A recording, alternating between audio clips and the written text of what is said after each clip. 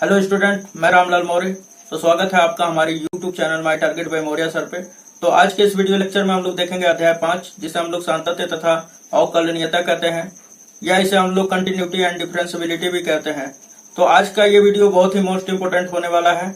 और जैसा कि हमारा पिछले वीडियो लेक्चर के अनुसार एक्सरसाइज 5.1 के बारे में आज भी डिस्कस होगा, और इसमें हम लोग प्रश्न संख्या 23 से 26 तक देखेंगे। सो अगर आप पिछले वीडियो को भी देखना चाहते हैं तो उसका जो लिंक है हमने डिस्क्रिप्शन में डाल रखा है। यदि आप नहीं देखे तो उनको भी चेक करें जाके, ठीक। और हमारे चैनल का फैमिली मेंबर बनना चाहते हैं तो इस चैनल को सब्सक्राइब करके और आप बन सकते हैं। और आपके बोर्ड एग्जाम में बहुत सारा बढ़िया हमारा चैनल भूमिका निभाएगा, क्योंकि हमारी टीम जो है इसी चैनल पर वर्क कर रही है। और एक मेरा बोर्ड एग्जाम का न्यूज अपडेट भी मिलते रहता है मौर्य गुरु एकेडमी पर। तो इस चैनल के डिस्क्रिप्शन में उसका भी लिंक दिया है, आप उसे भी सब्सक्राइब कर सकते हैं। सो चलिए स्टार्ट करते हैं वीडियो। तो क्वेश्चन नंबर हमारा 23 कह रहा है कि यफ के सभी असंतत्य के बिंदुओं को ज्ञात कीजिए। जहां एफ एक्स बराबर दे दिया है साइन एक्स अपॉन यक्स, तब होगा एफ एक्स बराबर इतना यदि यक्स इज लेस देन 0 हो, ठीक। और बोल रहा है कि एफ एक्स बराबर यक्स प्लस 1 कब होगा यदि यक्स इज ग्रेटर देन और इक्वल टू 0। तो यहाँ पर ध्यान दीजिए कि बोल रहा है कि यक्स जब छोटा होगा 0 से तो एफ एक्स का मान ये लेना है यदि यक्स बड़ा हो या बराबर हो, ठीक। बराबर बड़ा भी होगा यक्स 0 से फिर भी एफ एक्स का मान यही लेना है, और बराबर भी होगा फिर भी यही लेना है। तो यानी कि हमें जो फॉर्मूला लागू करना है इस पे हमें एल और आर वाला ही करना है ना। तो सबसे पहले ये जो दिया हुआ है वो लिख लेंगे। तो यहाँ पे चूंकि दिया हुआ है एफ एक्स बराबर ये फंक्शन, तो यहाँ पे लिख लेंगे हम लोग। अब असंतत्य बिंदुओं की जांच करना है तो यहाँ पे हेडिंग डाल देंगे। किन पॉइंट पे जांच करना है तो यहाँ पे देखिए कि यक्स इज लेस देन 0 या यक्स इज ग्रेटर देन और इक्वल टू 0। तो यानी कि यक्स बराबर 0 पे जांच करना है। तो यहाँ पे हम लोग लिख लेंगे कि यक्स बराबर 0 पर। अब ध्यान दीजिए कि जब यक्स बराबर होगा 0 के तो एफ एक्स का मान क्या होगा। सो आप यहाँ पर मत देखिए, आप यहाँ पे देखिएगा। तो x is greater than or equal to, यानी कि यक्स बड़ा होगा 0 से फिर भी आपको यक्स प्लस 1 लेना है एफ एक्स का मान। यदि यक्स बराबर होगा 0 का फिर भी आपको एफ एक्स बराबर यक्स प्लस 1 लेना है। तो यहाँ पर देखिए कि यक्स बराबर 0 है तो एफ एक्स का मान क्या हो जाएगा यक्स प्लस 1। सो हमने यक्स प्लस 1 ले लिया है। अब देखिए कि हमें तो चाहिए यक्स बराबर 0 बिंदु पे ना एफ एक्स का मान। तो यक्स जहाँ है वहाँ पे क्या रखेंगे 0। सो यहाँ पे एफ 0 बराबर क्या हो जाएगा 0 प्लस 1, और इन दोनों को जोड़ देंगे तो क्या आएगा 1। इसको समीकरण 1 मान लेंगे। तो यहाँ पर ध्यान दीजिए कि हमने अभी एफ ए ज्ञात कर लिया है ना। अब एल एच एल ज्ञात करेंगे, यानी लेफ्ट हैंड लिमिट। तो लेफ्ट हैंड लिमिट का फॉर्मूला क्या होता है, limit x tends to a minus, जिस पॉइंट पे आपको ज्ञात करना है उस पर माइनस हो जाएगा ऊपर, ठीक, और एफ एक्स। तो यहाँ पर पॉइंट चूंकि क्या बन रहा है यक्स बराबर 0, सो यहाँ पे क्या हो जाएगा हम लोग अब एल एच एल ज्ञात करेंगे। तो एल एच एल बराबर होगा limit x tends to 0 minus F x, ठीक। अब देखिए ये कहता है कि यक्स जो है 0 से छोटा होगा तो एफ एक्स का क्या होगा मान। तो यहाँ पे फंक्शन देख लेते हैं। यहाँ पे देखिए कि बोल रहा है कि यदि यक्स इज लेस देन 0, यानी कि यक्स का मान 0 से जब छोटा होगा तो एफ एक्स का मान है जो वो साइन एक्स अपॉन यक्स लेंगे।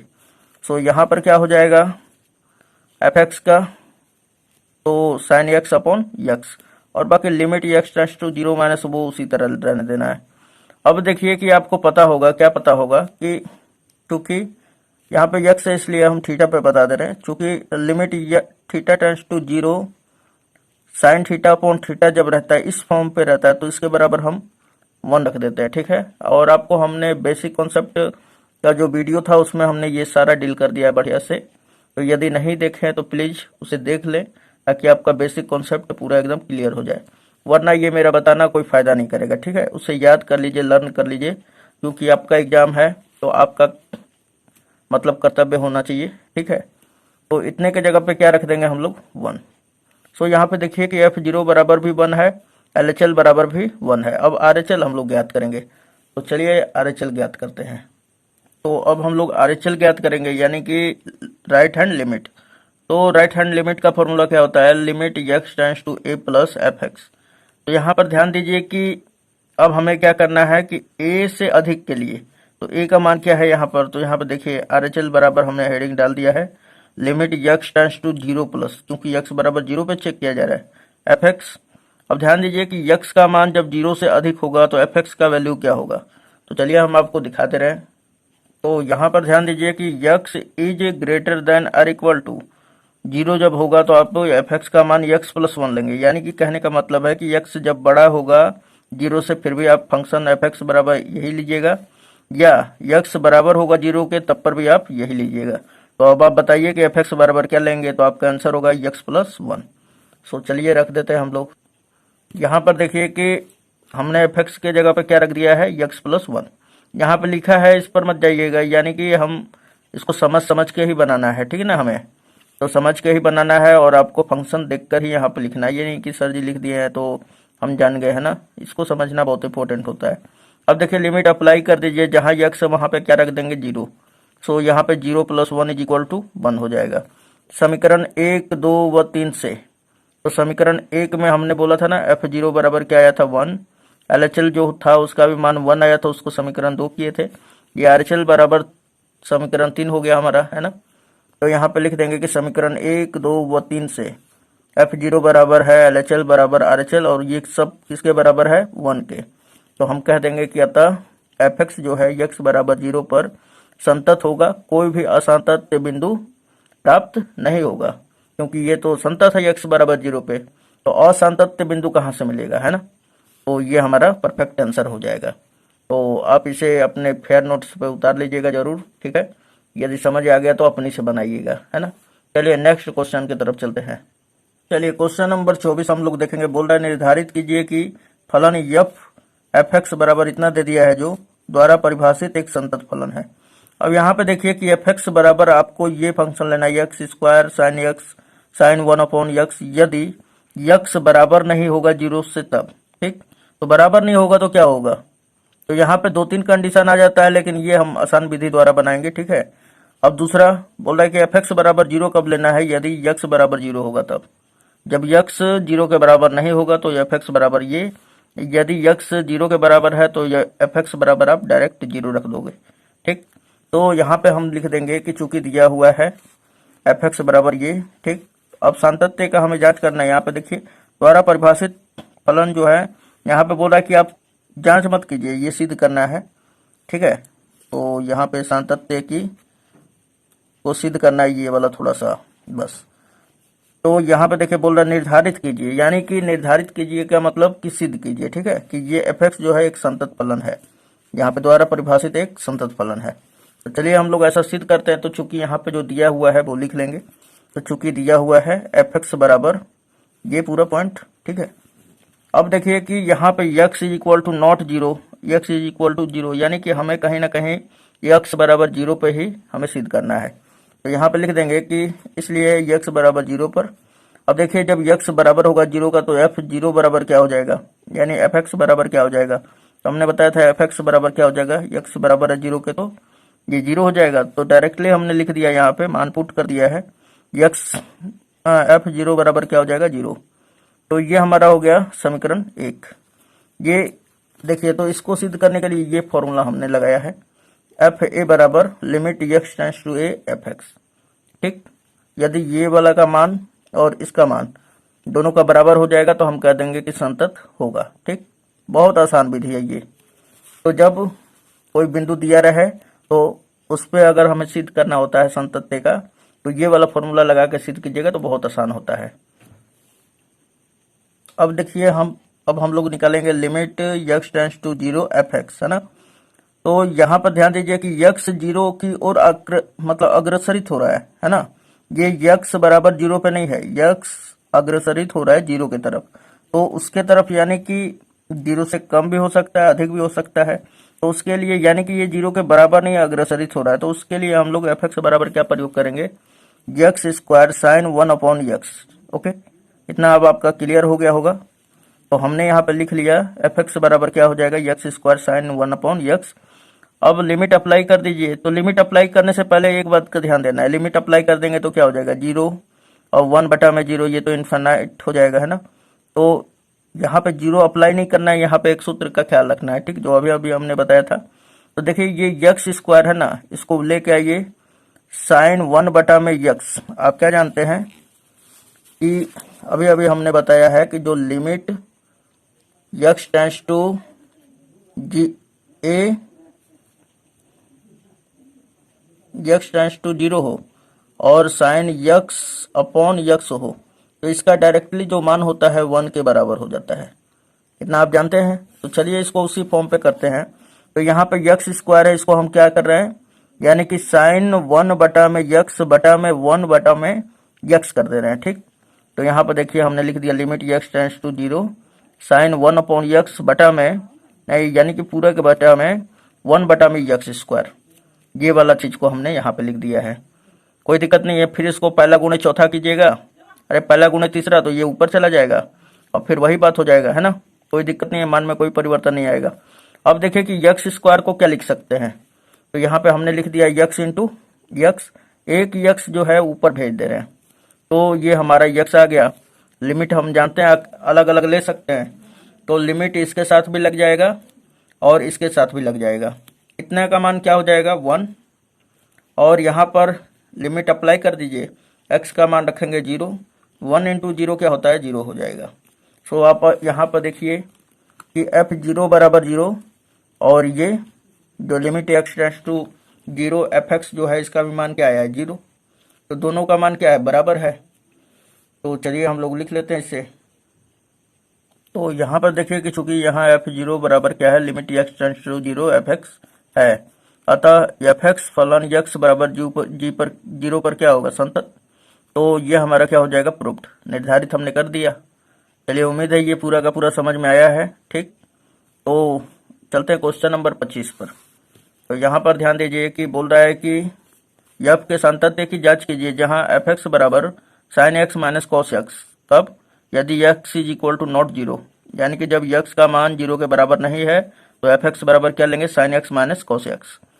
दूसरा हमारा यहाँ पे कंडीशन बोल रहा है कि यदि x इज इक्वल टू 0, यानी कि x जब 0 के बराबर होगा तो fx बराबर -1 लेना है।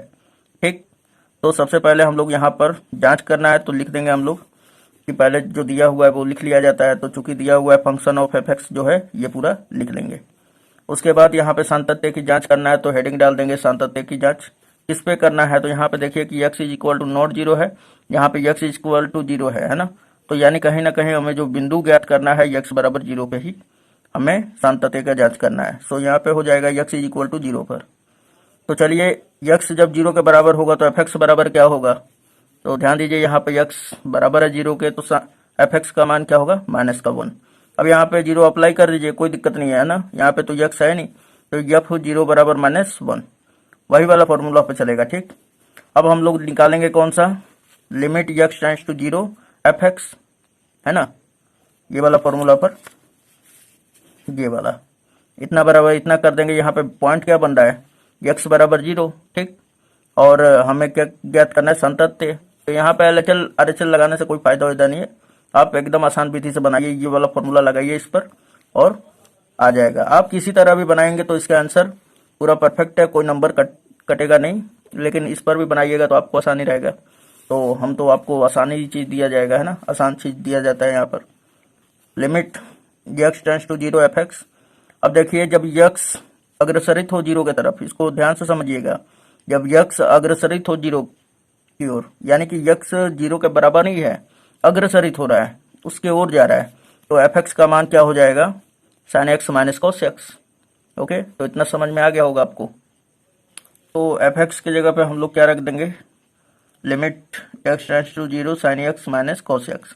अब देखिए जहाँ x है वहाँ पे आप लिमिट अप्लाई कर दीजिए, तो यहाँ पे साइन 0 माइनस कॉस 0। देखिए साइन 0 का मान क्या होता है 0, कॉस 0 का मान क्या होता है -1 होता है, और ये -1 माइनस आगे है तो यहाँ पे माइनस लगा देंगे।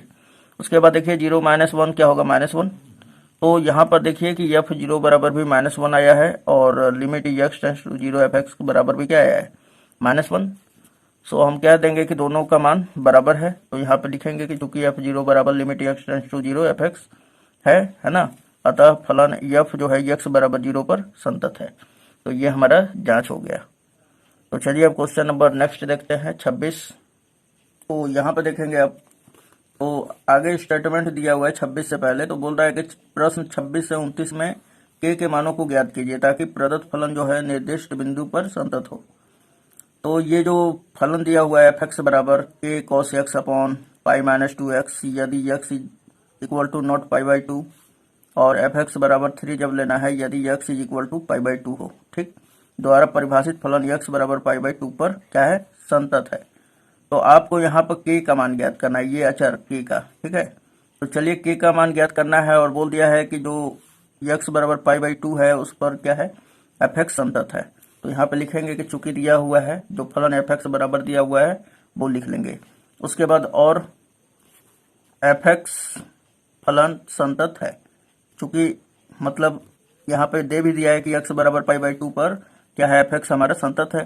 तो जब संतत होगा तो आप जान रहे हैं कि इसलिए संतत के लिए क्या होता है, f पाई बाई 2 जिस बिंदु पे कह रहा है उस पर बराबर होना चाहिए limit x tends to pi by 2 f(x), है ना।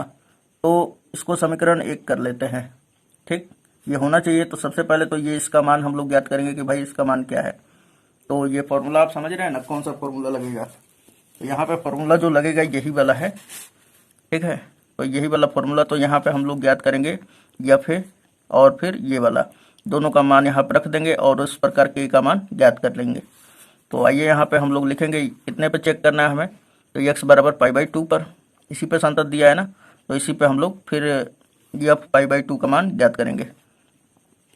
अब देखिए यहाँ पे कि x जब पाई बाई 2 के बराबर होगा तो f(x) का मान क्या होगा। तो आपका आंसर होगा कि यदि x बराबर पाई बाई 2 है तो f(x) का मान क्या लेंगे, 3। सो f पाई बाई 3 बराबर क्या हो जाएगा, सॉरी पाई बाई 2 बराबर 3 हो जाएगा। इसको इक्वेशन सेकंड मान लेना है, यानी दूसरा समीकरण। उसके बाद अब निकालना है हमें limit x tends to pi by 2 f(x). तो आप डायरेक्टली रख देंगे पाई बाई 2, फिर भी कोई टेंशन नहीं है, लेकिन थोड़ा सा साइन x cos x रहता है।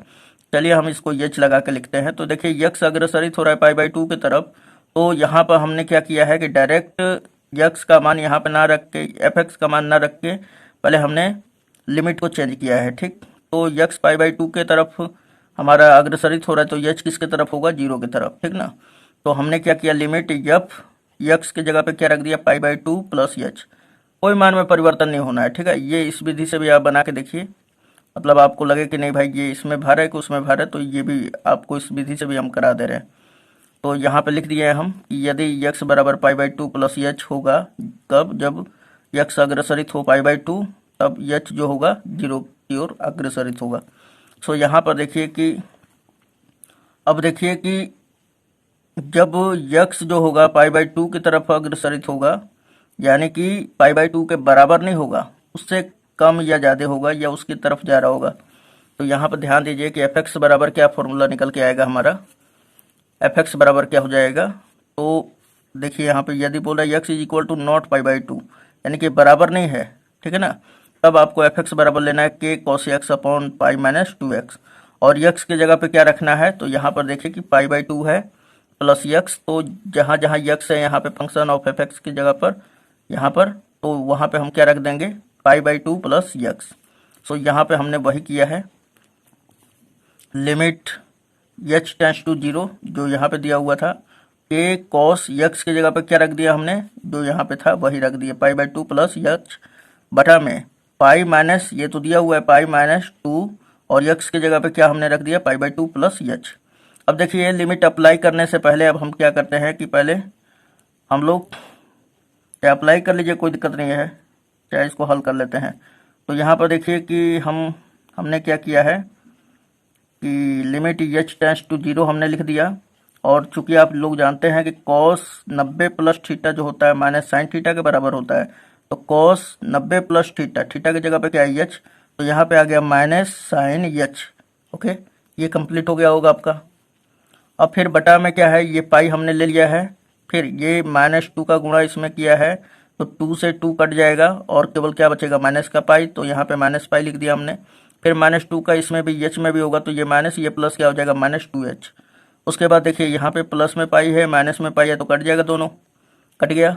अब क्या बचा है हमारा, तो यहाँ पे बचा है limit h tends to 0 minus k sine h, और बटा में क्या है माइनस 2h। सो हमने लिख लिया।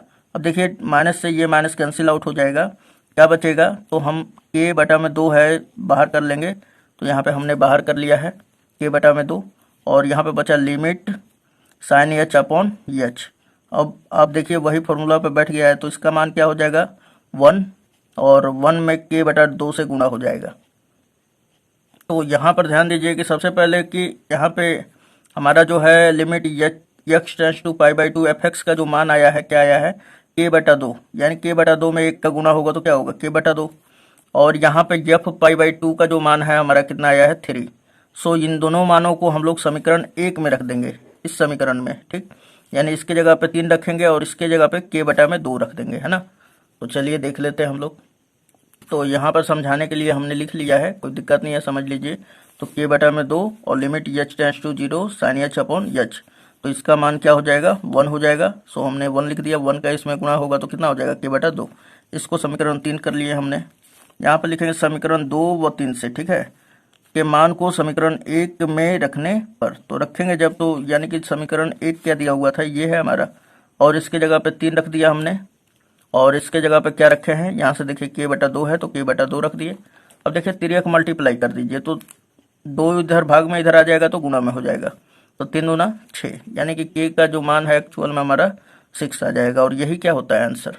यदि चैनल पर नए हैं तो चैनल को सब्सक्राइब कर दें, बेल आइकन को हिट कर दें, और वीडियो पसंद आया हो तो लाइक कर दें और शेयर भी अपने